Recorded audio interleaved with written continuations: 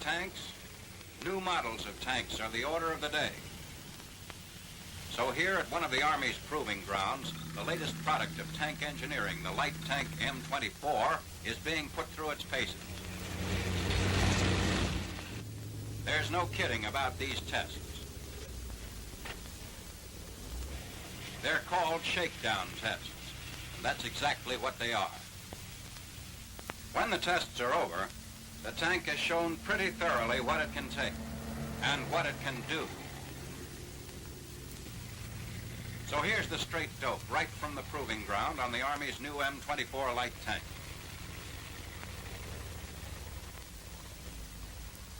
When you compare it with its forerunner, the light tank M5, you'll catch some radical differences right away. First, compare the armament. The M5 has a 37mm gun and 3 caliber .30 machine guns.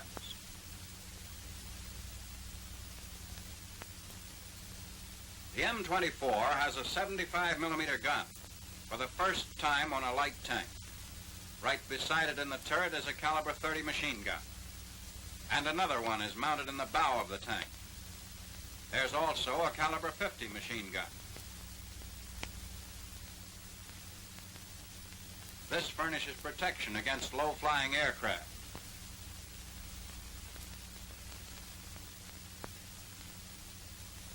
Next, compare the suspension systems. Here on the M5, we have volute spring suspension.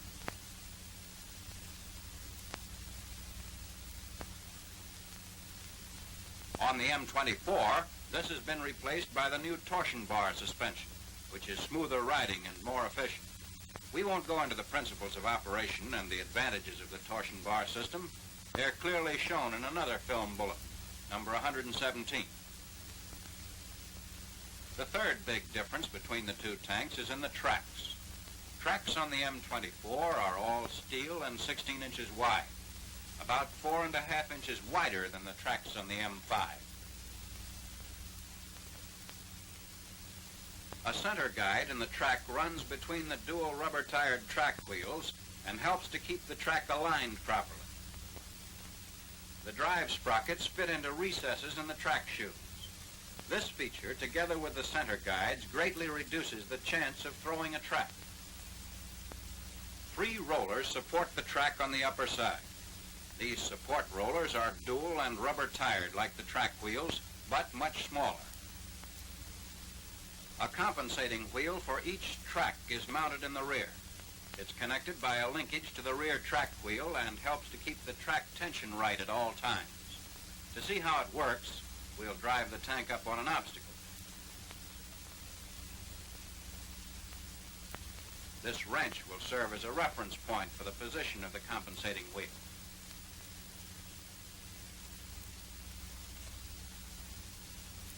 As the rear track wheel is lifted by the obstacle, the linkage moves the compensating wheel to the rear, taking up the slack. Thus, any movement of the track wheel is offset by the compensating wheel.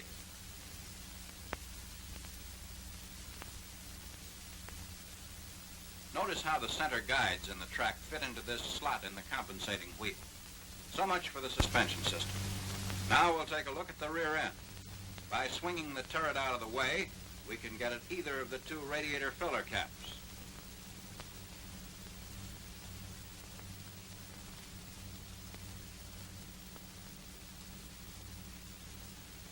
Armored lids protect both caps. This grill lets fresh air into the engine compartment. This second grill allows hot air to escape. Flanking the grill are the fuel compartment vents. And under these covers, you'll find the spots to fill the 55-gallon gas tanks.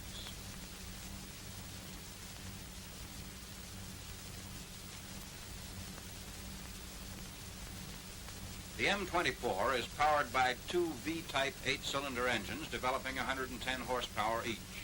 Here they are, designed for quick and easy servicing. Carburetors, distributors, spark plugs, and other units which require constant attention are placed within easy reach. Engine and transmission oil fillers are clearly marked. This helps greatly to prevent mistakes. tubes lead to the carburetor air cleaners in the fighting compartment. All covers can be removed easily. With the air outlet grill off, engines can be pulled or installed in a couple of hours, a full day's job on the M5. The engines are the same as those on the M5, but they're placed level and parallel, and the radiators are down in front. The fans are directly behind the radiators. They're driven by a shaft which run the length of the engines and are connected to the generators. To function properly, these assemblies must be well lubricated. On each side of the engine compartment are a fuel tank and two standard 6-volt batteries. All 4 batteries together supply the tank's 24-volt system. There's an electric fuel pump in each fuel tank. One of the pumps must always be working to keep the fuel flowing. The fuel line from the fuel tanks to the engines contains no filters which would need cleaning or checking.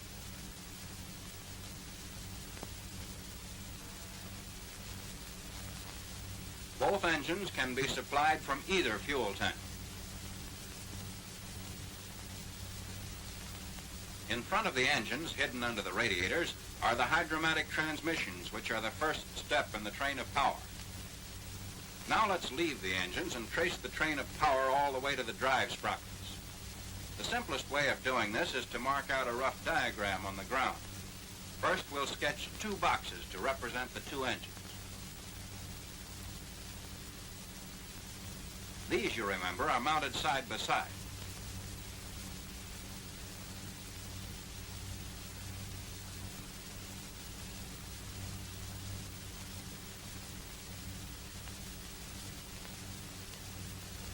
Each engine is connected to a hydromatic transmission.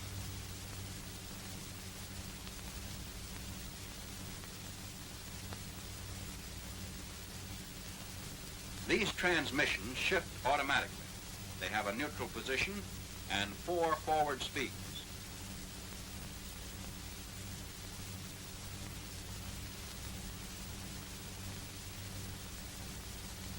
Both transmissions are connected to the transfer unit, which is mounted in the floor of the hull just ahead of the 2 transmissions. Here, the power output of the 2 engines is combined. Also, the transfer unit provides both a low and a high-speed range forward and one in reverse.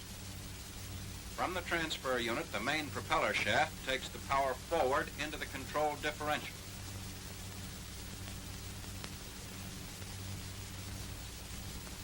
This, in turn, transmits the power to the drive sprockets.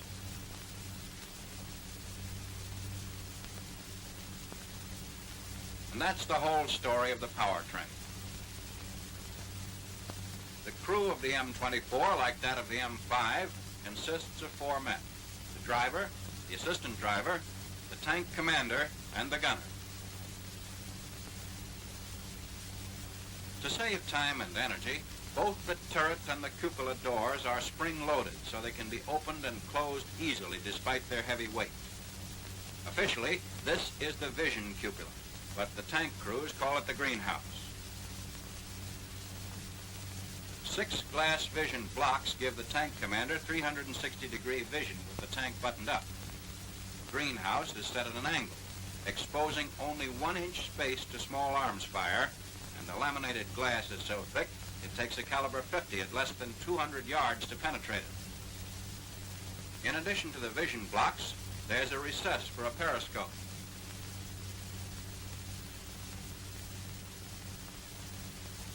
The center plate of the cupola door with the periscope can be rotated through 360 degrees. The plate rides on ball bearings, which, incidentally, should never be lubricated. They must run dry, otherwise dirt and dust would stick to them and gum the works. The scale around the outside indicates azimuth readings. Now let's climb in.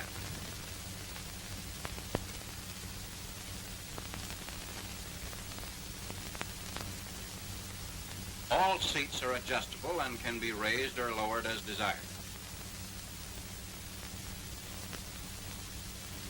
The vision blocks permit direct observation of the outside when the tank's buttoned up.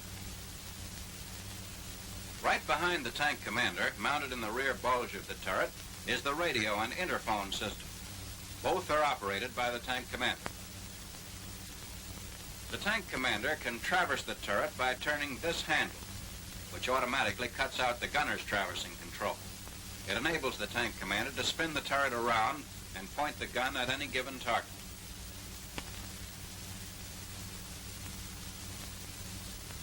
The turret can be rotated 360 degrees in either direction.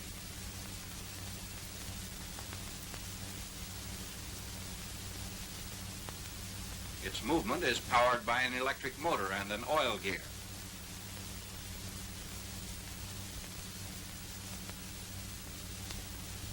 The gunner's seat is in front of the tank commander's. And here is the gunner's power traverse handle.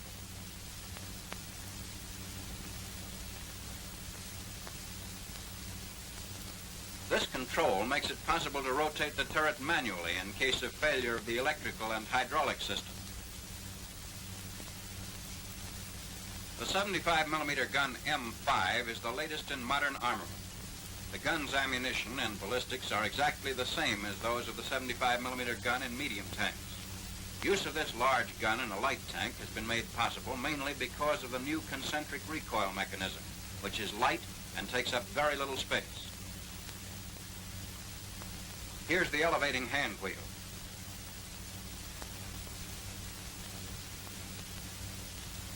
The gun can be elevated 15 degrees and depressed 11 degrees.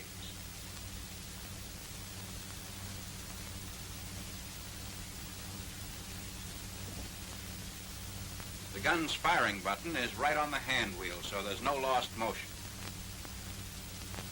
Within easy reach of the gunner are the electrical control of the turret, the stabilizer, and the gun. The gunner's telescope and periscope are connected to the gun in such a way that they're elevated and depressed with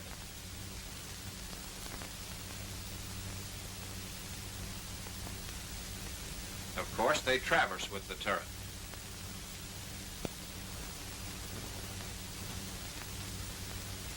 When the gun goes into action, the assistant driver moves back and acts as loader.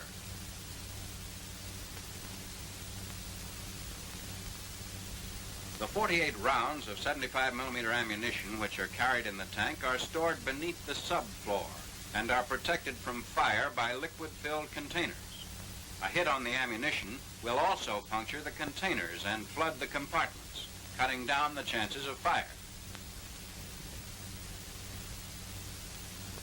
This looks like good space to set down your odds and ends, but you'd better not. Underneath it is the escape door, the only way to get out of this all-welded steel hull in case of trouble. It must be kept clear.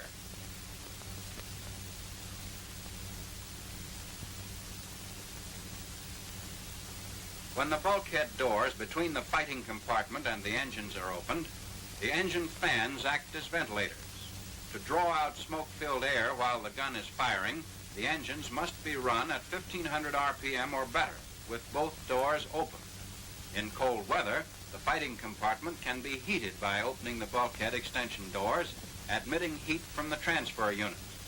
The carburetor air cleaners are mounted on either side of the bulkhead. Now we'll move up forward and watch the driver and assistant driver take the M-24 for a ride. There are hatches directly over each driver's seat. These doors swing up and out, and when they're open, they must be locked tightly. So eliminate all chance of the heavy doors swinging shut while your head's in the way by always making certain the latches are secure. The first step in getting underway is to switch on the master battery switch, located in the rear of the fighting compartment. Next, the driver turns on the ignition switches, one for each engine, and the warning signal should light up. But wait a minute. First, the emergency ignition switch must be turned on, because it's wired in series with the ignition switches. The light should always be on before the engines are started. But never drive with a warning light on. Instead of oil pressure gauges, red signals light when engine oil pressures drop below 12 pounds. The same lights come on when engine water temperatures rise above 240 degrees. There's also a water temperature gauge for each engine. Other warning lights come on when transmission oil pressures drop too low. These levers control the electrical fuel pumps. To lengthen the life of the pumps, only one should be operated at a time. You'll hear the engine splutter when it's time to switch over. With the transmission and transfer unit shift levers in neutral, we're ready to start the engines. Push both starter buttons at once. Make sure the warning signals go out. After selecting the gear range, all the driver has to do is step on the gas. The transmission will shift automatically. If more power is needed, the transfer unit is put into low range with the tank traveling under 10 miles per hour. To do this, the driver puts his left foot on the neutral pedal. This is a quick way of placing the transmissions into neutral. Now the transfer unit can be shifted. Then, when the neutral pedal is released, the driver again steps on the gas and the tank travels on in low range.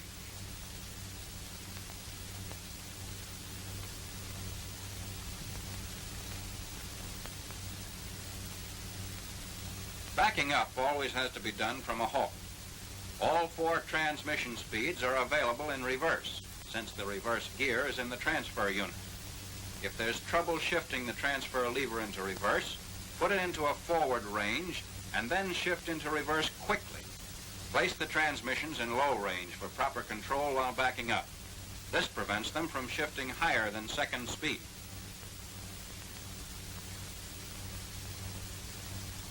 If one of its engines fails, the M-24 can still operate. When it's plain that damage can't be fixed on the spot, the drag of the non-working engine must be eliminated. So the disabled engine is disconnected by moving the input clutch lever in the indicated direction. A similar lever on the other side serves the other engine. Whenever you're driving with just one engine, be sure the transfer unit and the transmissions are in low.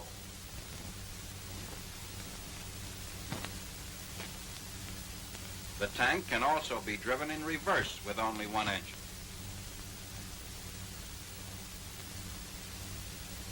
When the M-24 was going through its proof tests, a lot of trouble came from tracks being adjusted too tight. Drivers used to volute spring suspension thought a tight adjustment would prevent throwing tracks as it had on the M5, but they were wrong. The M-24 operates best with relatively loose tracks, having a sag from 2 to 3.5 inches. You can measure your track tension against a straight edge, such as a piece of string with weights attached. With the brakes released, the slack is taken up with a crowbar. While bearing down on the track with approximately 200 pounds pressure, we take our reading. 1 inch sag. Track's too tight. Track tension is adjusted by moving the compensating wheel. The wheel is moved back to tighten the tracks and forward to loosen them.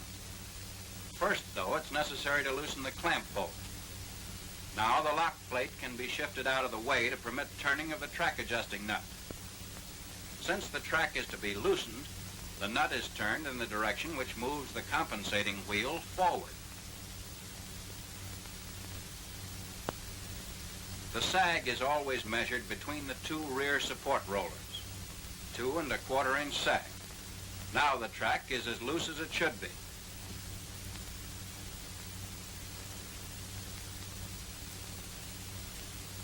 Here are some other items which might give trouble unless they're carefully and frequently checked.